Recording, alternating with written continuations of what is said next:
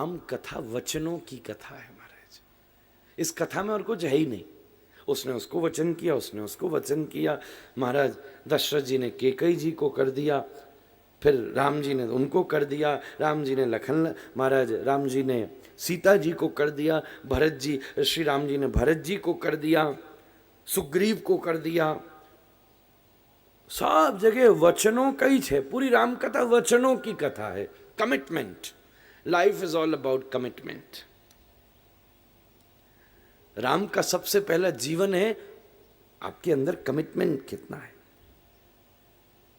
यहां वो निकले जो आपकी हर इंद्रियों के द्वारा हो सकता है, जो कहा उसका फिर परिपालन हो सके, यही उसकी दृढ़ता है। पूरी राम कथा वचनों की कथा है।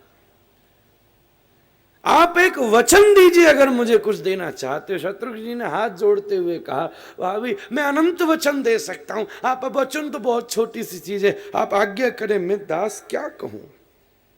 जानकी जी ने कहा, हे भैया शत्रुघ्न, अगर आप कुछ मुझे देना चाहते हो तो केवल एक वचन दो। इस समय घड़ी देख लो, क्षण देख लो, मुहूर्त देख लो, तिथि देख लो, पक्ष देख लो, मास देख लो, वर्ष देख लो, निमिष देख लो, जो तुम्हारी इच्छा है देख लो, सूर्य की गति देख लो, इस समय का मुहूर्त देख लो, और मुझे ये वचन दो कि आज से ठीक 12 वर्ष के बाद, ठीक 12 वर्ष के बाद यही क्षण, यही मिनट, यही घंटा, यही मुहूर्त हो, देख लेना, यही पक्ष हो, ठीक 12 वर्ष के बाद तुम पुनरपि इस आश्रम में ऐसे ही यहां आकर खड़े रहना, क्योंकि 12 साल के बाद इस आश्रम में एक बहुत बड़ा महोत्सव होने जाएगा। आज जानकी जी ने उसका उद्घोष किया। ठीक 12 साल के बाद एक बहुत बड़ा आयोजन, एक बहुत बड़ा महोत्सव होगा। ठीक इसी समय तुम 12 वर्ष के बाद यहां खड़े रहना। शत्रुघ्न जी प्रसन्न हो पड़े। आहा हा भाभी, मैं आपको वचन देता हूं और आज आपने मेरी शंका का भी समाधान कर दिया। मैंने क्या शंका समाधान किया? बोले ये समाधान किया क्योंकि मैं भी अपने जीवन में प्रथम युद्ध करने जा रहा था, और वो भी रावण से कोटि गुना बलवान लवणासुर के साथ युद्ध करने जा रहा था। मैं ये सोचता था कि पता नहीं मेरी इच्छा ही आपसे मिलने की इसलिए हुई कि कहीं उस युद्ध में मैं वीरगति को प्राप्त न हो जाऊं। मेरे अंदर विचार था मैं कैसे युद्ध कर पाऊंगा। खूब वीरता जरूर थी, पर प्रथम युद्ध था और बड़े बड़े लोगों का आशीर्वाद था, पर पहली बार अकेला कहीं मैं युद्ध करने जा रहा था। पर वाह वाह वाह वाह, आज आपने मेरा संदेह निवृत्त कर दिया। अब मुझे विश्वास है कि युद्ध करके या तो मैं लौटूंगा ही नहीं, अगर हार गया तो वीर गति को प्राप्त करूंगा, लौटूंगा तो तभी ना जब जीतूंगा और लवणासुर का वध करूंगा। तो अब मुझे दृढ़ विश्वास है कि लवणासुर के साथ शत्रुघ्न नहीं लड़ेगा, बल्कि जानकी जी को दिया हुआ वचन लड़ेगा महाराज। क्योंकि वचन तभी पूरा हो सकता है जब मैं विजेता हूं, क्षत्रिय हूं, या तो जीतूंगा या वीर गति को प्राप्त हो जाऊंगा। पुरानी परिभाषा यही थी। तो आऊंगा तो तभी जब लवणासुर पराजित होगा, उसका वध होगा। आपने मेरा संदेह निवृत्त कर दिया, अब आपका वचन पूरा करने आना पड़ेगा। अब वचन मुझे जितवा कर यहां ले आएगा क्योंकि आपने मांगा है। मेरा संदेह निवृत्त हो गया। बस यही आशीर्वाद के लिए मैं आपके चरणों में आया था। इतना संदेह तो मेरा राम भी निवृत्त न कर पाए, जो हे जानकी जी आपने निवृत्त कर दिया। अब मेरा विश्वास, मेरा कॉन्फिडेंस बड़ा प्रबल हो गया है। मैं आपको वचन देता हूं कि ठीक 12 वर्ष के बाद आपकी सेवा में शत्रुघ्न तत्पर रहेगा। इस मंगल में वचन के साथ, वचन को प्रदान करके बड़े मंगलमय भाव से महाराज शत्रुघ्न जी दोनों लालाओं को अत्यंत प्रेम करके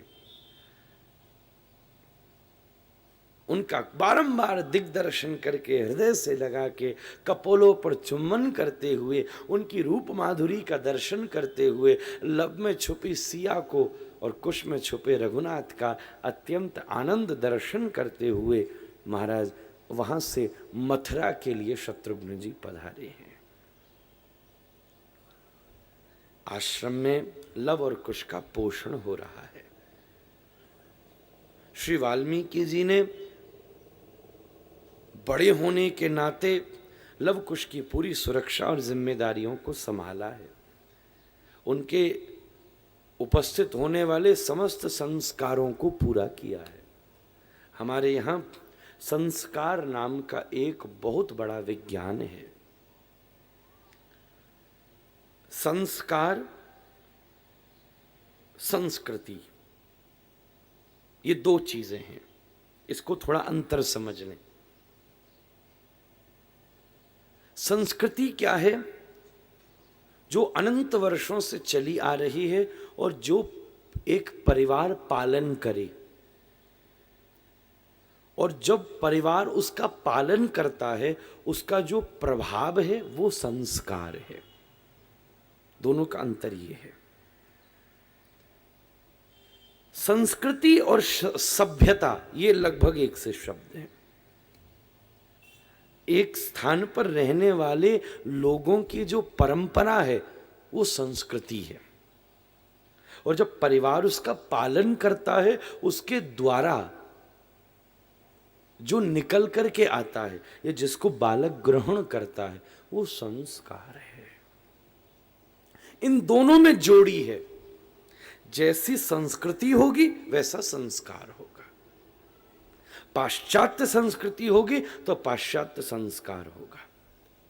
भारतीय संस्कृति होगी तो चाहे पाश्चात्य में बैठा हो फिर भी भारतीय संस्कार होगा।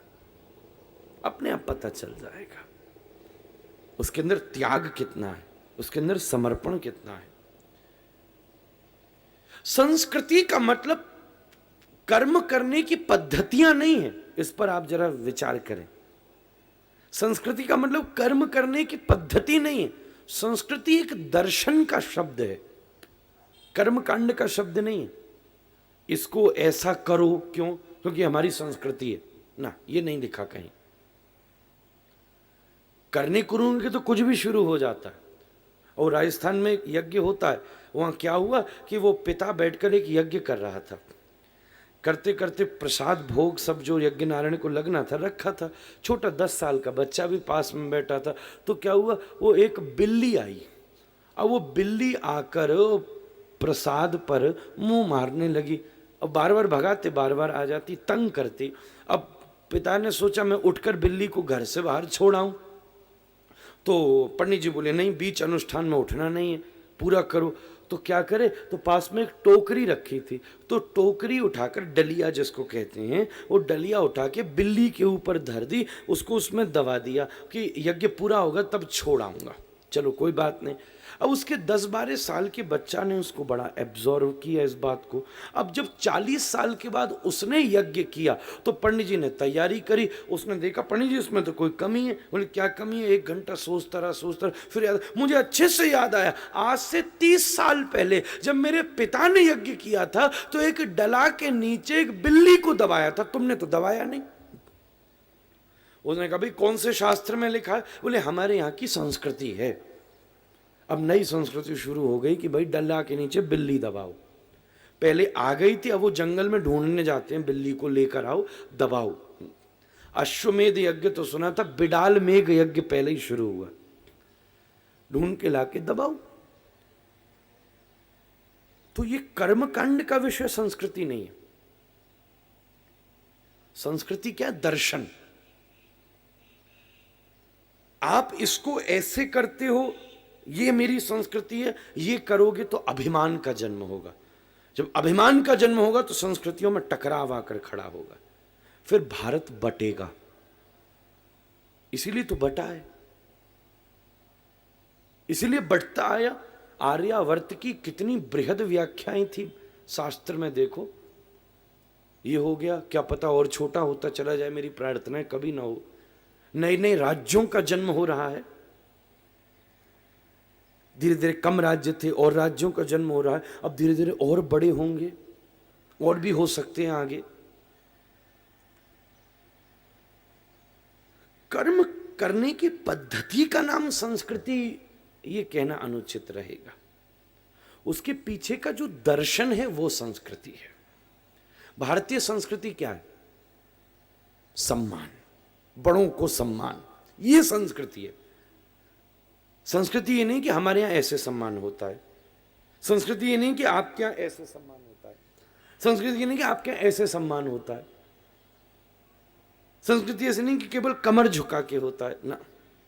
संस्कृति ये है कि भारत में आयु में वृद्ध का सम्मान करना चाहिए, ये संस्कृति है। ये नहीं कि झुक के टेढ़ा होके, ये हमने बाद में अभिमानी बनकर इन चीजों का झंझट बनाया। मैं क्षमा चाहते हुए इस बात को जरा सुस्पष्ट करना चाहता था। ये संस्कृति का स्वरूप है। संस्कृति ये है कि भारतवर्ष सबका ऑब्लिगेशन मानता है। साधु चप्पल भी उतारता था तो भी उसको धन्यवाद कर देता था।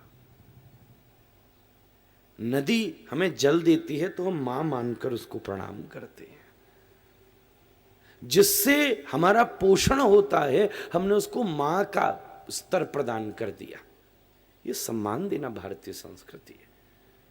संस्कृति क्या है? त्याग।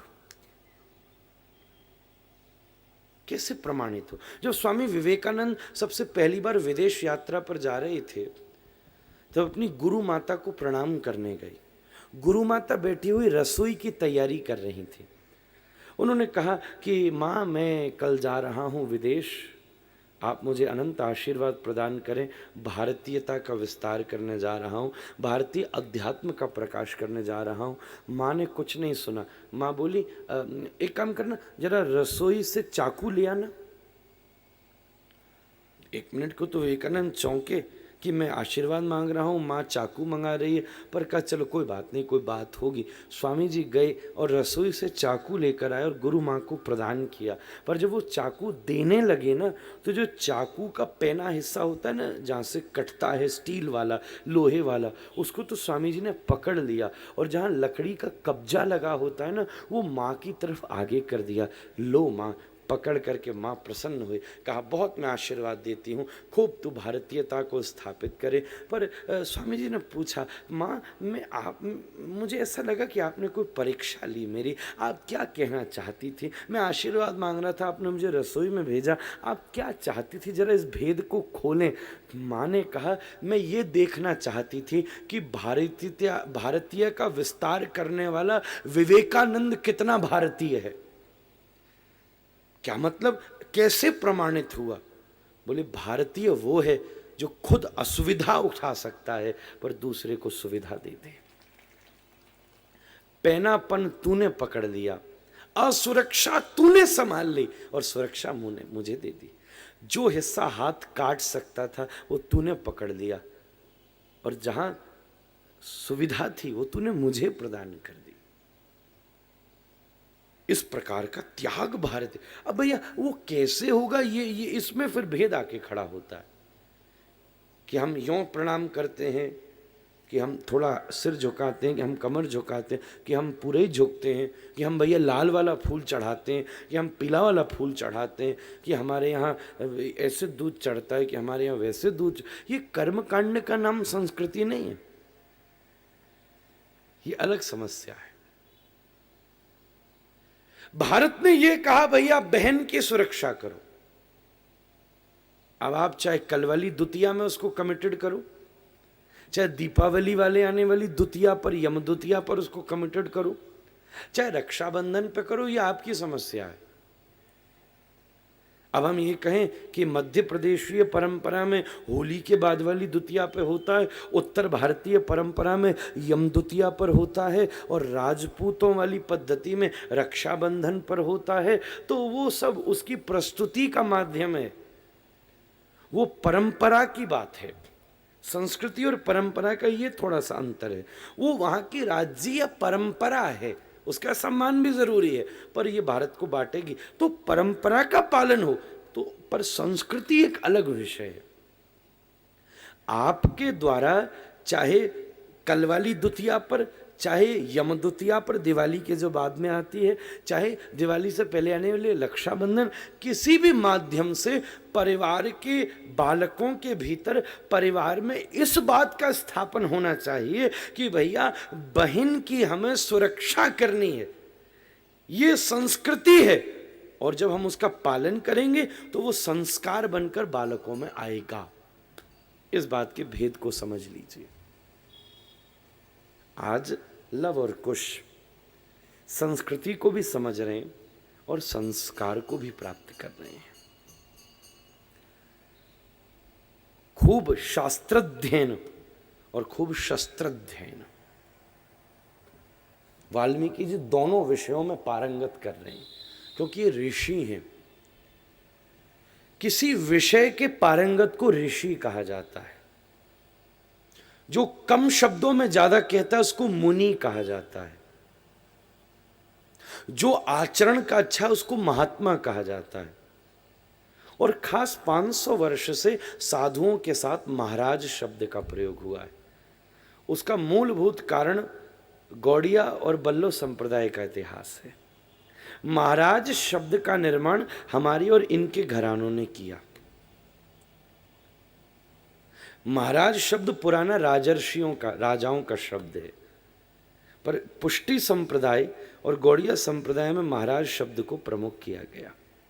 स्वामी कहने की परंपरा सन्यासियों के मध्य है। वहां सन्यासी में स्वामी है और वैष्णवों में गोस्वामी है। वो पुष्टि परंपरा में भी है और गौड़िया परंपरा। हमारे यहाँ षड गोस्वामियों की पद्धति है, आपके यहाँ भी श्रीनाथ जी और जो गोस्वामी कुल की परंपरा है, वहाँ भी गोस्वामी आचार्य शब्द का प्रयोग होता है।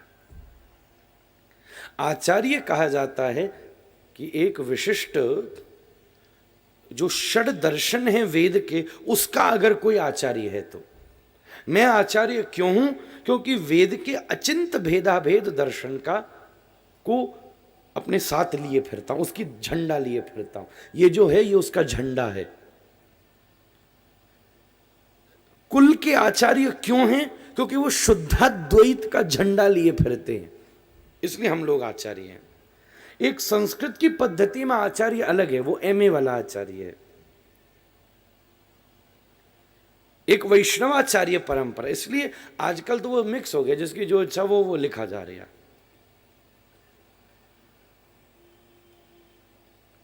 तो स्वामी शब्द का प्रयोग सन्यास परंपरा का संदर्भ है। तीर्थ शब्द का प्रयोग मध्व संप्रदाय की परंपरा है। तीर्थ, वहां नाम के बाद तीर्थ लगता है। जब हमारे परमाराध्य गुरुदेव, वैसे तो परम पूज्य प्रातः स्मरणीय मन्माद्य गौड़ेश्वर वैष्णवाचार्य श्री अतुल कृष्ण गोस्वामी जी महाराज, यही नाम सुप्रसिद्ध है, पर जब उन्होंने सन्यास ग्रहण किया तो जैसे बल्लव संप्रदाय की मूल शाखा विष्णु स्वामी संप्रदाय है, ऐसे ही गौड़िया संप्रदाय की मूल शाखा मध्व संप्रदाय है।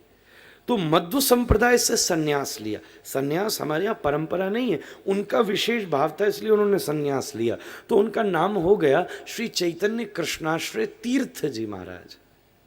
मध्व संप्रदाय की परंपरा में तीर्थ शब्द का प्रयोग होता है।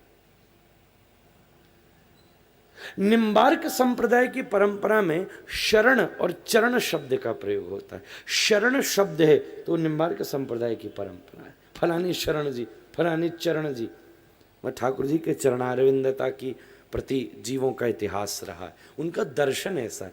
ये एक शास्त्र की एकेडमिक पद्धति है, न तो आज किसी की उसमें रुचि है, न आज कोई इस विषय में जानना चाहता है, न कोई इतना दिमाग लगाने की इच्छा। जब हम ये ही नहीं समझते ना, तभी हम अंतर नहीं समझ पाते। हम किसको सुन रहे हैं, हम किस पद्धति पर विचार कर रहे हैं, ये वेद की कौन सी शाखा है। एक तरफ हम ये भी कह देते हैं कृष्ण हमारे पुत्र हैं, एक तरफ हम ये भी कह देते हैं तो भगवान ना, वो हमारी रक्षा करेंगे। ये दो अलग अलग दर्शन हो गए। अगर वो परमात्मा है तो बच्चा कैसे होगा, अगर वो पुत्र है तो फिर परमात्मा कैसे होगा। पाल्य पालक भाव। अब ये फिर जरा ज्यादा गंभीर विषय होगा, डाइजेस्ट हुआ कि नहीं हुआ आई डोंट नो, पर हाँ, कहूंगा नहीं तो फिर लुप्त हो जाएगा, इसलिए कम से कम थोड़ा बहुत कह के कह देता हूं कि स्तर क्या है। आज तो थोड़ी देर बस दहिया पी गए सर, बस भागवत हो गया। इसकी गंभीरतम चिंतन तीर्थ मध्य की परंपरा है, जो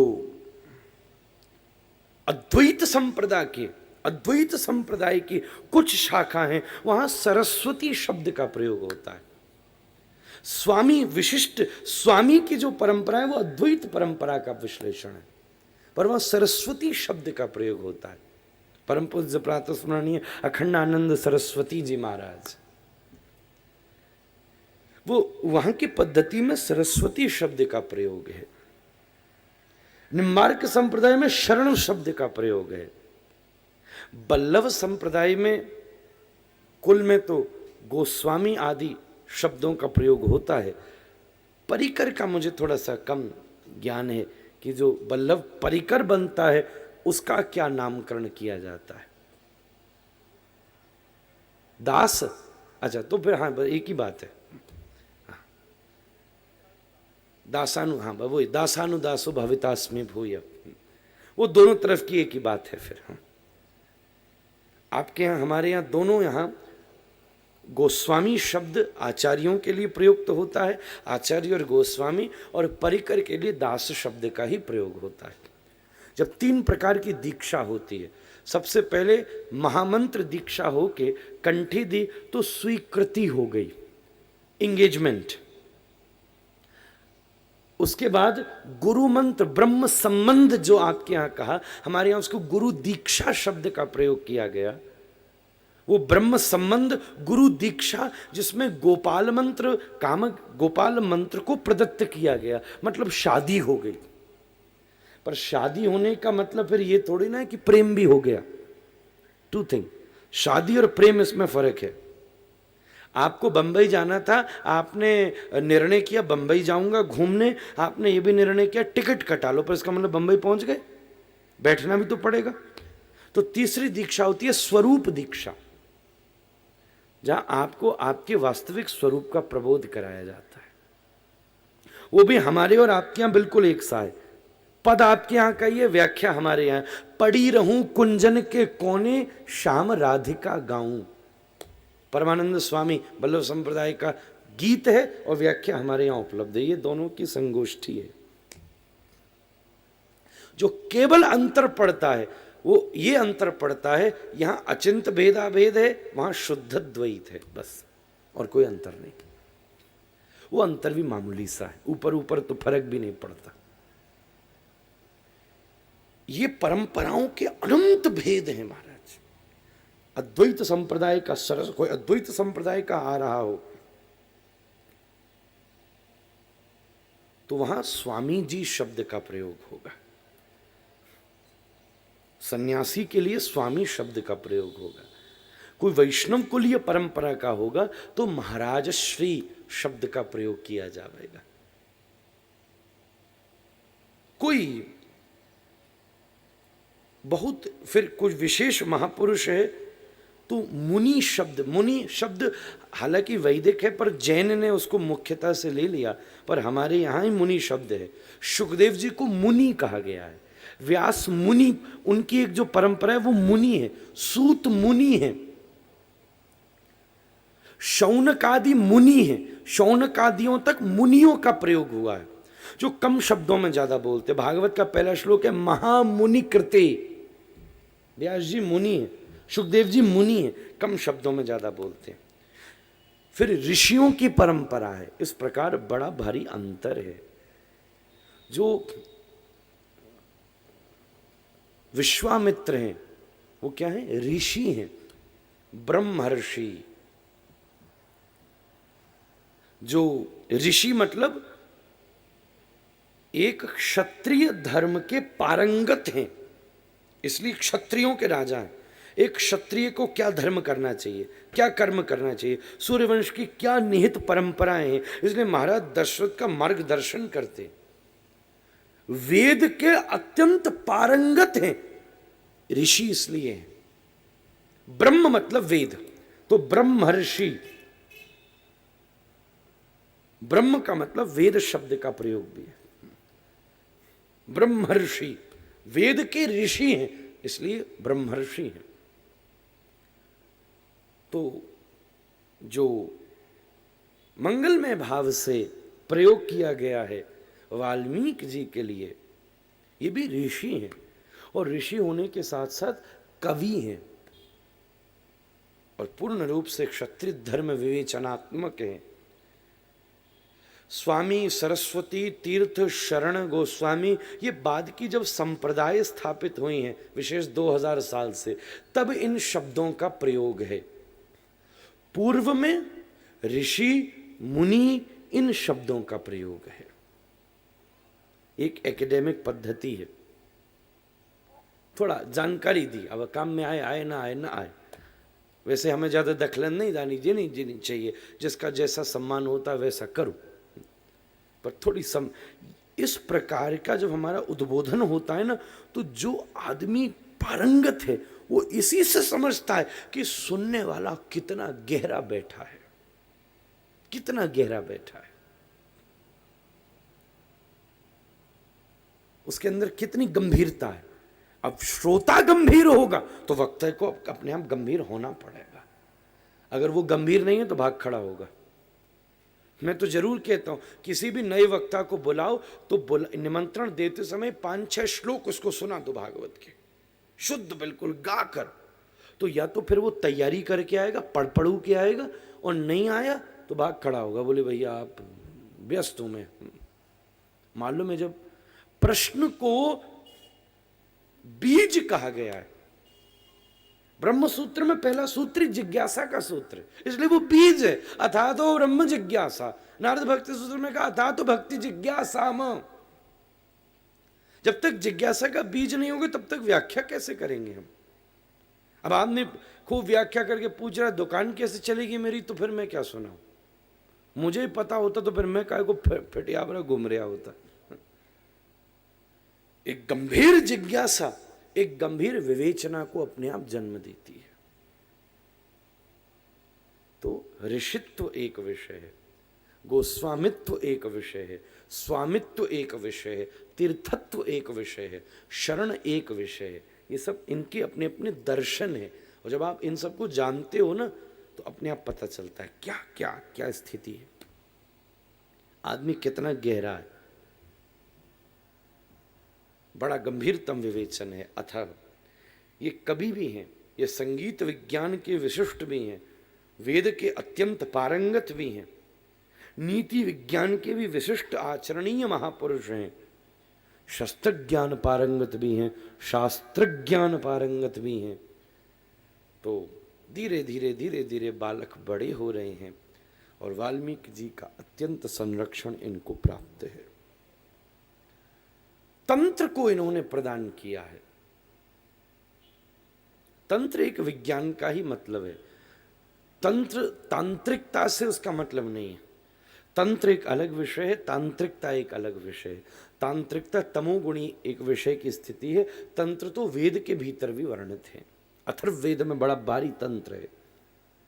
महाराज अत्यंत अद्भुत रूप से लव और कुश के ऊपर वाल्मीकि जी की अत्यंत कृपा परिवर्षित हो रही है और धीरे धीरे बालक बड़े हो रहे हैं।